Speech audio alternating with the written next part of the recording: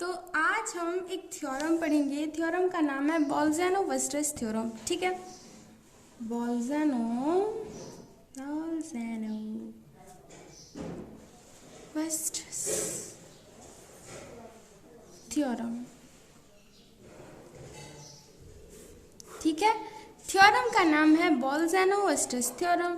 और ये थ्योरम कहीं सुना सुना जैसा लग रहा है ना, क्योंकि ये थ्योरम हमने सेट में पढ़ा है। अभी हम एक सीक्वेंस में पढ़ेंगे कि what is Bolzano Weierstrass theorem for sequence. This theorem says that every bounded sequence has a limit point. Every bounded set has a limit point.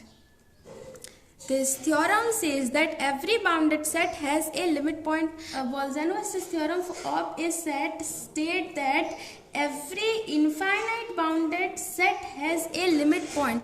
यानी कि कोई भी एक इनफाइनाइट सेट जो कि बाउंडेड एबव और बाउंडेड बिलो होगा, वो क्या होगा, उसका एटलीस्ट एक तो लिमिट पॉइंट जरूर होगा। ये हमने पढ़ा है ना।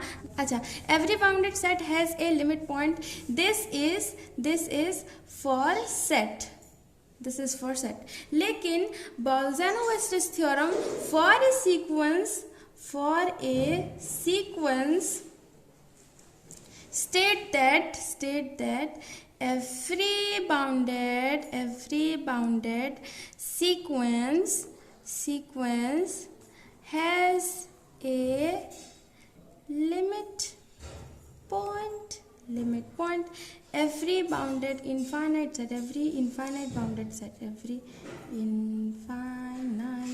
Every infinite bounded set has a limit point. This is Bolzano-Weierstrass theorem for a set, and for a sequence Bolzano-Weierstrass theorem states that every bounded sequence has a limit point. Okay, now let's prove this. For a sequence वाला हम अभी prove करेंगे। ठीक है, तो देखो, late Sn B a bounded sequence. देखो, हमें इसको प्रूफ करना है। क्या प्रूफ करना है कि अगर कोई एक सीक्वेंस अगर वो बाउंडेड है, इसका मतलब ये है कि उसका एटलीस्ट एक तो लिमिट पॉइंट ज़रूर होगा। ये हमें प्रूफ करना है कि हमें अभी गिवन होगा कोई भी एक बाउंडेड सीक्वेंस। ठीक है, हमें गिवन होगा कोई भी एक बाउंडेड सीक्वेंस। हमें ये प्रूफ करना है कि उस बाउंडेड सीक्वेंस जिसको हमने आर्बिट्रेरीली चूज किया है, ठीक है, उस बाउंडेड सीक्वेंस का एक लिमिट पॉइंट एग्जिस्ट करता है। यानी कि हम उसके मदद से ये प्रूफ कर पाएंगे कि every bounded sequence has a limit point, है ना। नाउ लेट हमें गिवन है let Sn be a bounded sequence. ठीक है, लेट Sn जो है वो हमारा एक बाउंडेड सीक्वेंस है, यानी Sn बाउंडेड एबव और बाउंडेड बिलो दोनों है। Sn सीक्वेंस जो है वो बाउंडेड एबव और बाउंडेड बिलो दोनों है। ठीक है, now let S be the range set of the sequence Sn. let S set जो है, S set is the range set of the sequence Sn. ठीक है, now therefore the set S is also bounded. देखो, क्या Sn जब bounded sequence है तो क्या हम कह सकते हैं कि जो रेंज सेट है हमारा वो भी बाउंडेड होगा? हाँ, कह सकते हैं। आप भी सोच के देखो, कोई भी एक सीक्वेंस जो होता है उसका इनफाइनाइट टर्म्स होते हैं। ठीक है, होते हैं। अगर उनके सारे के सारे इनफाइनाइट टर्म्स अगर जो सेट बना रहे हैं, ठीक है, जो इनका इनफाइनाइट टर्म्स जो है एक सीक्वेंस का, अगर वो किसी नंबर से बड़े हैं या फिर किसी नंबर से छोटे हैं, यानी कि जो टर्म्स आ रहे हैं उन सभी का जो वैल्यू है वो भी उस सभी से छोटा या फिर बड़ा होगा, है ना।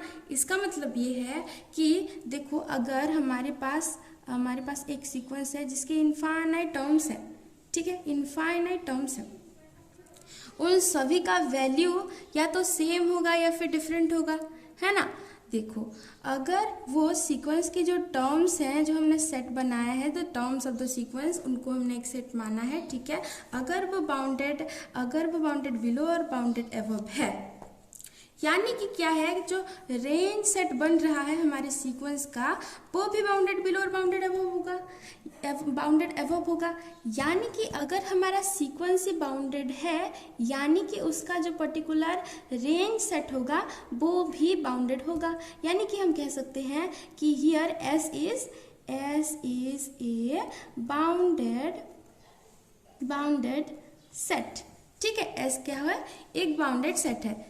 देखो, हमें गिवन है S N be a bounded set और let S be the range set of the sequence S N, ठीक है। और अभी हमें मिल गया कि एस जो है, एस एक बाउंडेड सेट है, ठीक है। नाउ एस सेट, क्या एस सेट इनफाइनाइट सेट है या एस सेट एक फाइनाइट सेट है? देखो, दो पॉसिबिलिटीज हैं हमारे एस सेट के लिए। S set may be infinite and may be finite, ठीक है। two possibilities are there for our set S here, है ना। let देखो, और एक बात जरूरी बात, कि एस सेट कभी भी एक नॉल सेट नहीं होगा। क्यों नहीं होगा? क्योंकि एस एक रेंज सेट है, इसीलिए ये कभी नॉल सेट नहीं बनेगा।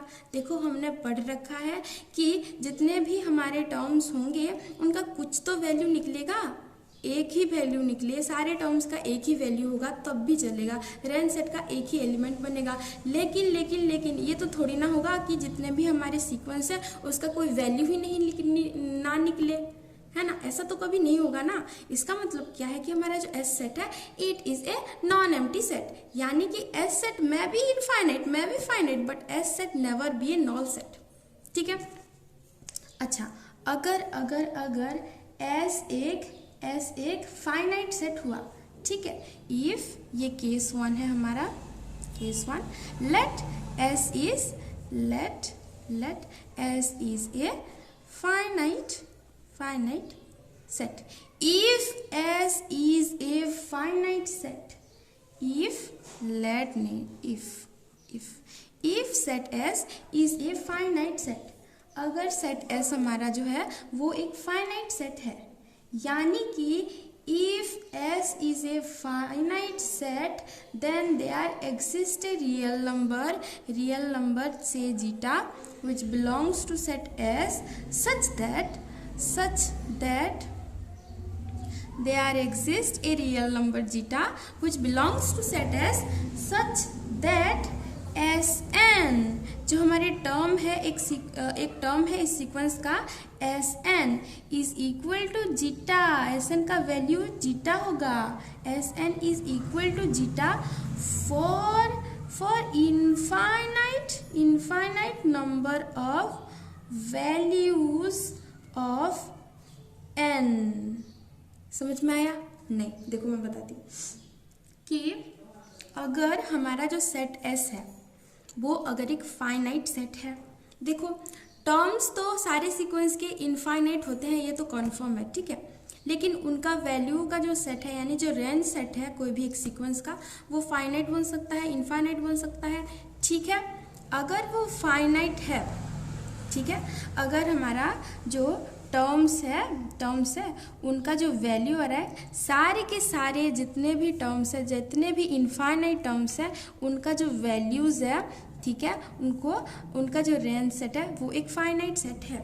यानी कि हम ये कह सकते हैं कि देयर एग्जिस्ट एटलीस्ट एक तो ऐसा नंबर ज़रूर होगा which belongs to this set S, such that Sn is equal to zeta for infinite number of values of n, यानी कि infinite number of terms का वैल्यू जो होगा वो जीटा होगा। infinite number of terms have the value zeta, ठीक है। So that हम कह सकते हैं कि देखो, अगर इनफाइनाइट टर्म्स हमारे यहाँ रह रहे हैं, उनका वैल्यू जीटा है, यानी कि जो फाइनाइट टर्म्स रह गए उनका सारा वैल्यूज़ हम कलेक्ट करेंगे, और जो इनफाइनाइट नंबर ऑफ टर्म्स है उनका वैल्यू जीटा सिर्फ है, तो सिर्फ हम जीटा लिखेंगे, यानी जो हमारा पर्टिकुलर रेंज सेट बनेगा वो फाइनाइट होगा, यानी कि अगर एक रेंज, अगर कोई भी एक सीक्वेंस का रेंज सेट जो है अगर वो फाइनाइट बोल रहा है, फाइनाइट यानी कि ज़रूरी है कि कोई भी एटलीस्ट एक ऐसा रियल नंबर एग्जिस्ट करेगा ही करेगा, ठीक है। से zeta here which is belongs to set S for infinite number of values of n, Sn is equal to zeta, such that Sn is equal to zeta for infinite number of values of n, ठीक है। यानी हम कह सकते हैं this means that every neighborhood of zeta contain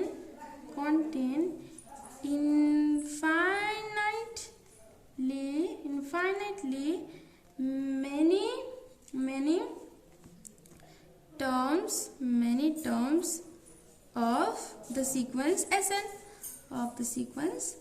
Sn, यानी हम कह सकते हैं कि every neighborhood of zeta minus epsilon, zeta plus epsilon being a positive quantity, every neighborhood of zeta contain zeta, and there are infinite terms which have value zeta, यानी कि जितना भी possible हमारा neighborhood होगा zeta का, that all contain infinite number of terms of our sequence Sn, यानी कि हम कह सकते हैं कि every neighborhood of zeta contain Sn which is equal to zeta for an infinite number of values of n, ठीक है। हम कहेंगे कि every neighborhood of zeta contain infinite number of sequence Sn, ठीक है। यानी कि हम कह सकते हैं कि zeta is a limit point of the sequence Sn। अगर जीटा और ईटा दो रियल नंबर हैं जिनके लिए Sn is equal to zeta और eta for infinite number of values of n, then also we can say that similarly for eta also eta is a limit point of the sequence Sn। तो जितने भी हमने इससे ये समझा है कि जितने भी रियल नंबर एग्जिस्ट करते हैं such that for infinite number of the sequence, infinite number of values of n, Sn is equal to zeta और Sn is equal to eta, ठीक है। तब क्या होगा कि जीटा और ईटा जो होंगे वो लिमिट पॉइंट होंगे Sn सीक्वेंस के। इतना समझ में आ गया। अब देखो फाइनाइट के केस में तो हमने प्रूफ कर लिया कि जो Sn सीक्वेंस है उसका एटलीस्ट एक तो लिमिट पॉइंट एग्जिस्ट करेगा, ठीक है। तो फाइनाइट के केस में तो हमने प्रूफ कर लिया, अभी हमें इनफाइनाइट के केस में भी प्रूफ करना है, ठीक है। तो case 2, if S is infinite, अगर S सेट एक इनफाइनाइट सेट है, देखो when S is a infinite set and S is a bounded set also, हमने यहाँ पाया था कहाँ, हाँ, S is a bounded set, ठीक है। यानी कि S is a bounded infinite set, S is a infinite bounded set, और हमने बोल्जन-वेस्टिस थ्योरम फॉर ए सेट पढ़ा था कि every infinite bounded set has a limit point, है ना। Since it is bounded and it is infinite, then according to Bolzano-Weistis theorem for set, it has at least one limit point.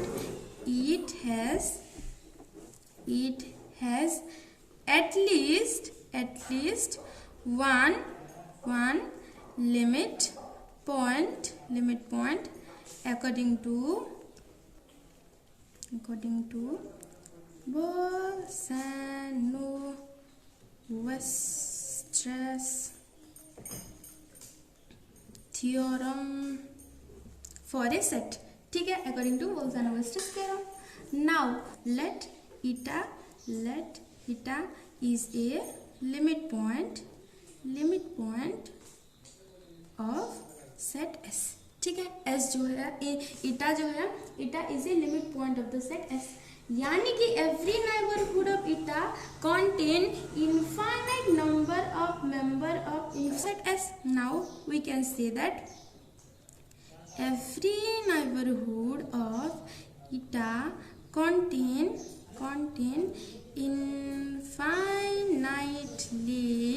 infinitely many terms of the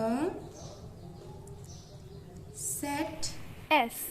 इसका मतलब ये है कि ईटा के हर एक neighbourhood, eta belongs to eta minus epsilon, eta plus epsilon open interval for epsilon being a positive quantity contain an infinitely many terms of the set S।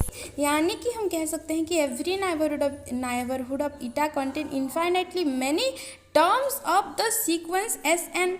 ठीक है, यानी कि यहाँ हमें मिल गया कि eta is a limit point of the sequence S N, है ना।